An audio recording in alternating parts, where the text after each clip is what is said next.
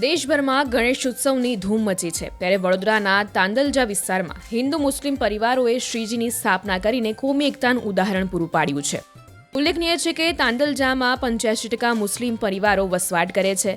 આ 85% મુસ્લિમ વસ્તી વચ્ચે પણ હિન્દુઓ ધામધૂમથી પોતાના દરેક તહેવારો ઉજવીને સમાજને નવી રાહ ચીંધે છે। ગણેશ ઉત્સવ હમણાં ચાલી રહ્યો છે, તો હું મારા માધ્યમથી એક મેસેજ જનતાને આપવા માંગીશ કે તાંદલજા ગામમાં મુસ્લિમ કોમની વધારે વસ્તી છે, તો પણ અમને મુસ્લિમ ભાઈઓનો જ સાથ મળે છે। જ્યારે પણ હિન્દુ ધર્મનો કોઈ તહેવાર હોય, અત્યારે ગણેશ ઉત્સવ ચાલે છે, તો ગણેશ ઉત્સવમાં તમે જોઈ શકો તો અમારો ભાઈચારો, એકતા અને અમારી જે કોમી એકતા છે હિન્દુ મુસ્લિમ ભાઈની, એ અહીંયા તમને જોવા મળશે। અને મોહરમ 2019માં મોહરમ અને ગણપતિ બંને એક સાથે જ હતા, સામાસામે। અહીંયા ગણપતિનો પંડાલ હોય છે અને સામે મોહરમનું હોય છે, ત્યારે પણ અમે એકબીજાનો સાથ આપ્યો જ છે 2019માં। આ એક વિચારધારણા છે માનવતા વિશેની, જેને માનવતા ધર્મ ખબર પડી જશે એ દિવસે પથ્થર પણ નહીં ફેંકાય અને હિન્દુ મુસ્લિમનું કોઈ ધર્મનું વિરોધ જ નહીં થાય। આ એક વિચાર છે, એ વિચાર જગાવવો પડશે આપણે બધાએ, જેમ તાંદલજા ગામમાં અમે જગાડ્યો છે।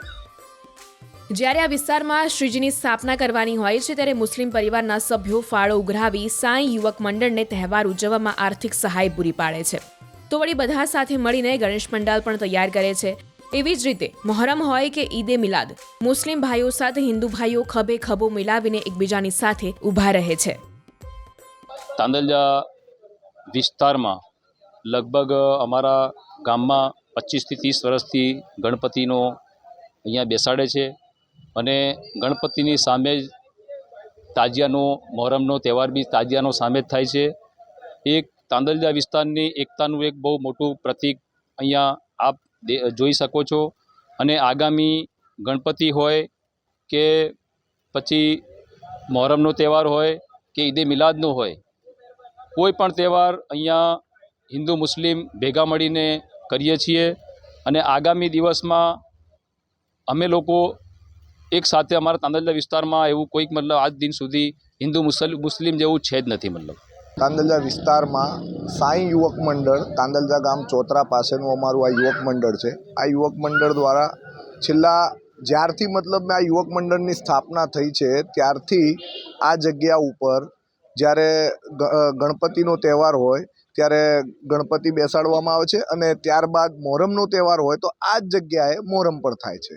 એટલે આ એક જગ્યા એવી છે કે એક અમારા આખા વિસ્તાર માટે અમે બધા એમ કહી શકીએ ભાઈ શાંતિ, એકતા, ભાઈચારાનું આ પ્રતીક છે।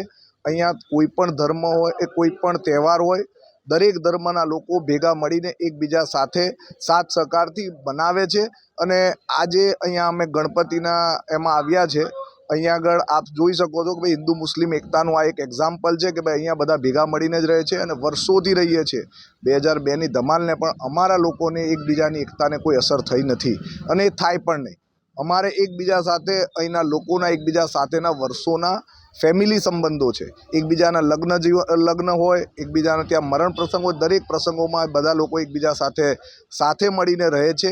અને આ દેશ રહેશે ત્યાં સુધી ને જ્યાં સુધી અમે રહીશું ત્યાં સુધી આ ચાલુ રહેશે। મારો સમાજને બહુ ચોખ્ખો મેસેજ છે કે હું તમને બંને ધર્મના લોકોને 2 હાથ જોડીને વિનંતી એક કરું છું કે તમે કોઈ પણ ખોટા તત્વોના હાથે ના ચડતા। આ બધું કરાવવા માટે એ તો વોટ લઈને ચાલ્યા જશે, વોટ માટેની આખી રાજનીતિ ચાલે છે અને એ વોટની રાજનીતિનો ભોગ તમે બનશો। એક વ્યક્તિ મારીને જેલમાં જઈને ભોગ બનશે ને એક વ્યક્તિ માર ખાઈને હોસ્પિટલમાં જઈને ભોગ બનશે।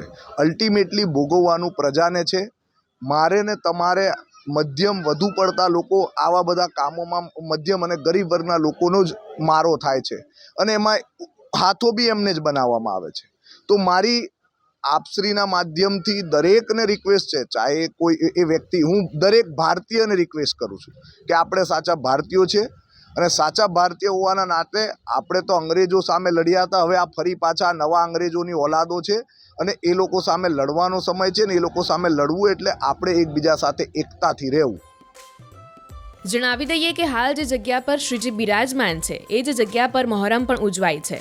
અહીં ગણેશ મંડપની આજુબાજુ મેં મસ્જિદ પણ આવેલી છે. ત્યારે તાંદલજામાં કોમી એકતાનો સમાજને નવો માર્ગ બતાવે છે. અમે દરેક ગણેશ પંડાલોની મુલાકાત લઈ અને આયોજકો સાથે ચર્ચા કરી અને સ્વયંસેવકો હાજર રહે અને રાત્રિ દરમિયાન પોલીસ પેટ્રોલિંગ પણ પંડાલો ઉપર ફરતી રહે અને લોકોને સુખ શાંતિનો અનુભવ થાય, સેફ્ટી ફિલિંગ્સ થાય એવા તમામ પ્રયત્નો પોલીસ દ્વારા કરવામાં આવી રહ્યા છે.